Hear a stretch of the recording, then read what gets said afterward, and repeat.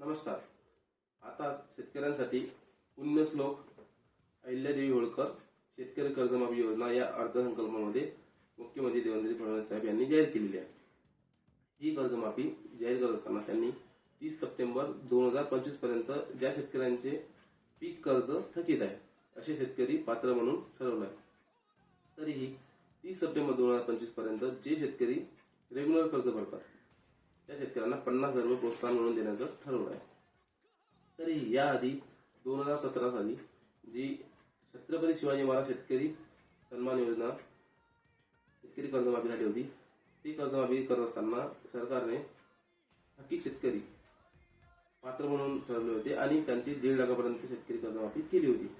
त्यानंतर 2019 साली महात्मा ज्योतिराव फुले शेतकरी सन्मान योजना जी की रेग्युलर भरणाऱ्या शेतकऱ्यांकरता 2 लाखापर्यंत करण्यात आली होती.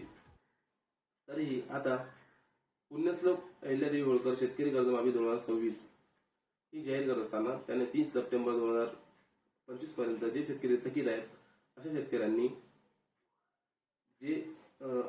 ज्यांनी पीक कर्ज घेतलाय, ती कुठलीही राष्ट्रीयकृत बँक असो, जिल्हा मध्यवर्ती बँक असो किंवा अशी कुठली सोसायटी असो ज्यांना पीक कर्ज देण्याचा अधिकार आहे, अशा सर्वांचं पीक कर्ज हे माफ करण्याचं ठरवलं आहे.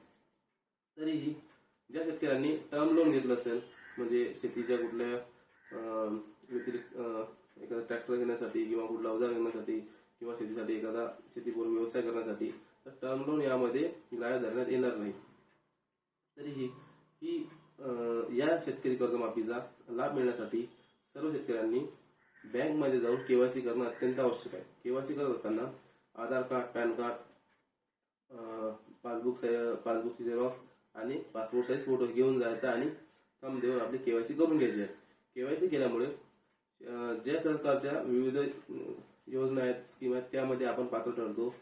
त्याचप्रमाणे शेतकरी कर्जमाफीचा लाभ आपल्याला मिळू शकतो आणि केवायसी न केल्यामुळे आपण या शेतकरी कर्जमाफीपासून वंचित पण राहू शकतो. म्हणून आपण केवायसी करणं अत्यंत आवश्यक आहे. धन्यवाद.